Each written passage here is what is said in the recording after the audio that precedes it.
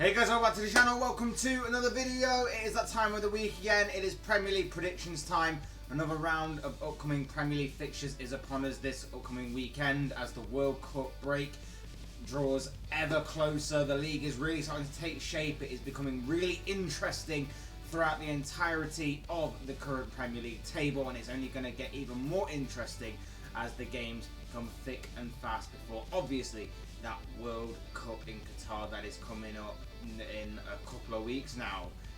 Before we go any further in talking about the games and analysing them and predicting obviously the outcomes, I would like to remind you all to please like the video and also subscribe to a new. Both things are always and preferably greatly appreciated. For now, let's get into the predictions. There's no lunchtime kickoff on Saturday, so we're jumping straight ahead to the 3 o'clock games. And first up, we've got Leeds United at home at Ellen Road taking on Bournemouth. Leeds, of course, picked up their first win in 8 games last weekend with an excellent win against Liverpool. 2-1 winners. Leeds came out of that game last Saturday, whilst Bournemouth, of course, enjoyed that complete capitulation against Tottenham, in which they were 2-0 up at one point, that ended up losing by 3 goals to 2. It's going to be an interesting game, this one. I think obviously the nerves got to Bournemouth a little bit last week. The pressure kind of told in the end for Tottenham, and that is why they will end up winning. Whilst Leeds, of course, kind of threw caution to the wind a little bit. They weren't expected to probably win against Liverpool, even though Liverpool have been poor this season. But it was an excellent victory nonetheless, and one that Leeds obviously needed, and Jesse Marsch desperately needed as well, given the current situation of Leeds, how they had not won in 8 games, and how obviously they were looking in the table. Massive win for them, but obviously it will mean even more if they can put together back-to-back wins in a game that is open for them to be winning. Both teams will definitely fancy their chances of winning this game. But I actually think that it will be a bit of a reality check for them. I think it will be a draw in the end. I'm going to call it down the middle, and I'm going to say that this game will end 1-1 come the final whistle. Next up, we're at the Etihad Stadium. It is Manchester City taking on Fulham. It is obviously a game in which Pep Guardiola's side are looking to try and catch Arsenal up this weekend, maybe even leapfrog Arsenal this weekend if obviously the results go in their favour. They, of course, last weekend beat Leicester by a single goal to nil, and they'll be looking to obviously put together another win here. As for Fulham, well, Fulham obviously enjoyed that goalless draw, that goalless stalemate with Everton last Saturday. They'll be looking to get back to winning ways here, but of course, against City, it's going to be no easy task. Fulham have been difficult this season. And Pep Guardiola and Manchester City will know that. They know that they're going to be in for a bit of a tough game here. Fulham's direct and physical approach will be interesting to see how it's matched up with Manchester City's approach, which will be obviously to dominate possession and to look to suffocate the opposition.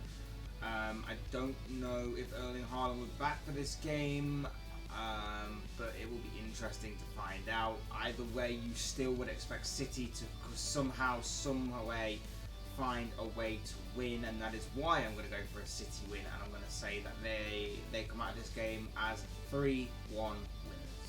Next up, we're at the City Ground for an intriguing battle in Nottingham between Nottingham Forest and Brentford. Obviously, Forest last time out are looking to get back to winning ways after their last game, which was a 5-0 defeat, an embarrassing 5-0 defeat to Arsenal, whilst Brentford, of course, drew 1-1 with Wolves last weekend. I'm going to say intriguing game. Last time we saw Forest at home, they picked up a very good victory against Liverpool, 1-0, so maybe that's something to go off in this game, that maybe they can start putting together some good form at home. And in order to try and battle off this relegation battle that they are seemingly in this season. Brentford, on the other hand, they're not the best away from home, so that might also give Forest a bit more hope as well. But they are still a very good footballing side, still not to be messed with, still not to be taken for granted. Play some nice football at times, very energetic, they're very explosive on the counter-attack in particular. This one is going to be a very intriguing battle. As far as a prediction goes, look, Forest can definitely get something from this game. I think the home crowd advantage will be big for them. I think that they could definitely use that to their advantage. And like I say, getting something from this game isn't out the realms of possibility. But I just think that Brentford might have a bit more balance to their play. They might have a bit more firepower in attack. And that is why I'm going to give them the slight edge in this fixture and say that Brentford come out of this as 2-1 winners.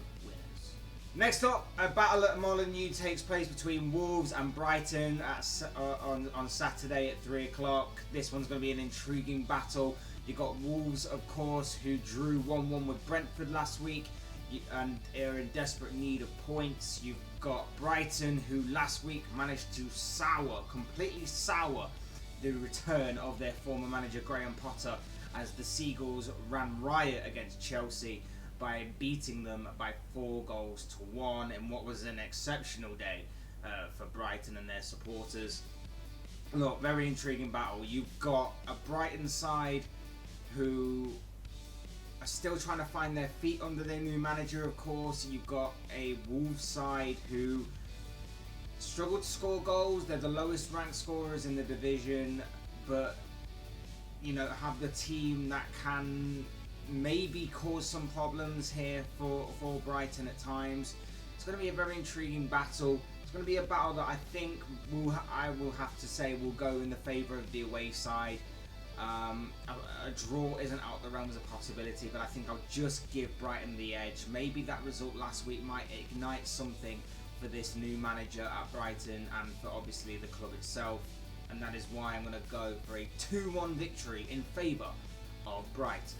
Next up, Goodison Park plays host to Everton, taking on Leicester. A big game for both teams, this one. Everton, of course, enjoyed that goalless draw with Fulham last weekend, whilst Leicester last time out lost 1-0 to Manchester City. Not exactly the big scoring game that we kind of predicted, or the heavy defeat that Leicester would have suffered, so it was actually quite respectful from Brendan Rodgers' side considering the season that they've enjoyed so far. But of course, you've got to remember, previously to that, Leicester had started to put together a few good results. They put together a string of performances and a bit of good form before that game. And obviously, not a lot of teams are going to go against Manchester City and get points from. So to keep the scoreline respectable is pretty decent. This game's going to be interesting though. Everton at home are normally decent. They're better than they are away from home. But it's going to be tough because Leicester obviously have a squad of players that are going to be that are very good on their day, and like I say, they've not been at their particular best this season. They've been pretty underwhelming at times and everything. But they have obviously the threat of turning it on at any moment, turning on the style, turning on the good form and everything else that goes along with that at any given moment. So this one is going to be very interesting to see. A draw, probably the likely result, but I'm going to give the edge just to Leicester and say that the Foxes come out of this one as 2-1 winners and further eases the pressure just a little bit more on one Brendan Rodgers. Now we move on to Sunday's games, and first up we are at Villa Park. It is Aston Villa against Manchester United. It is a classic Premier League fixture that has took place between these two teams down the years. This one is going to be a very intriguing battle because obviously this is going to be the first game in which Unai Emery takes charge of Aston Villa for the first time. He is back in the Premier League following obviously the sacking of Steven Gerrard, and he is going to be taking over this club of Aston Villa. It's going to be very intriguing to see how he does, and obviously how Aston Villa get on under him straight away, with a very difficult task at hand, because obviously Villa come into this one not in the best of form. They got beat by the informed Newcastle last week by 4-0, whilst United are coming into this one in pretty decent form after last weekend's victory against West Ham, in which the Red Devils came out as 1-0 winners. Intriguing. Like I say, very intriguing. Some of the reason that obviously there's a new manager situation at hand here. Unai Emery takes charge of his first game as Aston Villa manager. Going to be interesting to find out what happens. It's going to be very intriguing to find out what happens with Villa. I personally don't necessarily think that this is maybe the right managerial call for him. But it's going to be interesting to find out how he does, and obviously how he takes back to being in the Premier League, because it's the first time since obviously he left the Arsenal job a few years ago that obviously he is back in England's top flight division. For United, there are signs that they're getting better. It's still not perfect. There are still things to be ironed out, of course, but that was to be expected. But like I say, it's looking decent for United right now in terms of on the pitch issues ironing themselves out. They're looking like they're getting better and better with each game. They look like they're understanding Erik ten Hag's philosophy and system and everything like that. Like goes along with that more and more as the weeks go on. So it's looking good, and although the new manager situation does kind of throw this game into a bit of the unknown, a bit of mystery surrounding the result, I've got to go with the informed team, and that is obviously Manchester United. So I'm going to go with a 2-1 victory in favour of Manchester United. Next up, we're at St Mary's. It is a battle between Southampton and Newcastle to be taking place on Sunday. Southampton come into this one off the back of a defeat to Crystal Palace last weekend. Palace ran out with 1-0 winners on that day, whilst Newcastle are arguably one of the most informed sides in the division right now. They, of course, beat Aston Villa by 4-0 last weekend, and like I say, they are very much in form. They've got some very good players that are in form right now, hitting the best form of their career. Miguel Almiron, for example, is just on fire right now. Callum Wilson is back amongst the goals. Bruno Guimaraes in midfield is playing excellently. Joe Linton's back. It's looking really good for Newcastle right now, and what you've got here is a story of Southampton, who are the third lowest goal scorers in the division, joint third lowest, against a team like Newcastle, who have the best defensive record in the division right now. Things are really looking up for Newcastle, and this should be a game that they are winning. But of course, you can never rule out Southampton, especially when they're the underdogs. They thrive on being the underdogs in these types of situations, and often they manage to get points from these types of games when others would fail to do so. Never rule out Southampton, but in saying that, I've got to go with the informed team. Newcastle are scoring goals for fun. They are very rarely conceding, as I said before. I've got to go with the Magpies on this one. Eddie Howe's side to come out of this one as 2-0 winners is my prediction here. Next, we're off to the London Stadium. It is West Ham taking on Crystal Palace. Another intriguing battle in London, in this London derby of sorts, is set to take place on Sunday. West Ham, of course, come into this one off the back of a defeat, a 1-0 defeat to Manchester United last week, whilst Palace were on the right end of a 1-0 scoreline when they beat Southampton last Saturday. Look, intriguing game. Very intriguing. West Ham been hit and miss this season. Palace have been sort of hit and miss as well at times, but more in terms of their results rather than their performances. I'd say that their performances maybe have warranted more points, but of course that's just not how football necessarily works, and that's what they're obviously finding out here. Either side could go on and nick it. We know that West Ham have the team to do so. We know that West Ham have a very good team on their day, but they obviously haven't shown it enough consistently this season to warrant that kind of title or tag being placed onto them. We know that Palace, of course, have a very decent team that's been building under Patrick Vieira. We know that they're a very good footballing side. We know that this could be a very intriguing battle between a side that likes to get the ball down and play football like Palace, and a side that are very good on the counter-attack like West Ham. It could be a very underrated game of football that takes place this Sunday between these two teams. But in saying all of that, a very intriguing battle. Either side could go on and nick it. The result really could go any which way. I'm going to call it down the middle and say that this game will end 2-2 come the final whistle. The penultimate game on this list, we're staying in London. It is at the Tottenham Hotspur Stadium. Tottenham against Liverpool. I think in any other Premier League fixture, or the majority of them, this one would be the biggest highlight or the biggest game of this round of fixtures, but of course there is one more that takes that title and takes that spotlight this weekend. Tottenham obviously come into this game off the back of a 3-2 win against Bournemouth, a big 3-2 win at that, because obviously Tottenham found themselves 2-0 down at one point during that game and managed to fight back towards the end to obviously take the 3 points, whilst Liverpool have suffered back-to-back defeats in the Premier League. Looking to get back to winning ways, it's been a complete car crash of a season as far as what Liverpool fans and myself obviously have been enduring and watching this so far this campaign. Their latest defeat came against Leeds of all teams last weekend. Look, I want to say Liverpool win this. I desperately want to say Liverpool win this. I really want to say that Liverpool do what they did against Manchester City, in which they managed to somehow manage to pull a performance and a result out the bag here. And look, it's definitely possible. Like, obviously it's Tottenham after all.